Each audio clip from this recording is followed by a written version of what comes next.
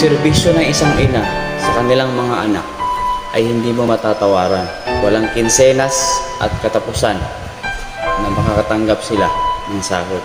Dahil ang pag-aaruga ng isang ina sa kanilang mga anak ay hindi mo matatawaran ng kahit na anong halaga ng salapi.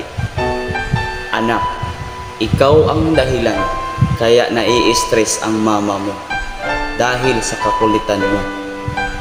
Ngunit ikaw rin ang dahilan ng ngiti at saya sa kanilang mga muka. Kaya anak, wag na wag mong sisigawan, dadabugan at lalabanan ang mama mo. Dahil napakahirap pag nawala ang isang ina. You and I, we're like fireworks and symphonies exploding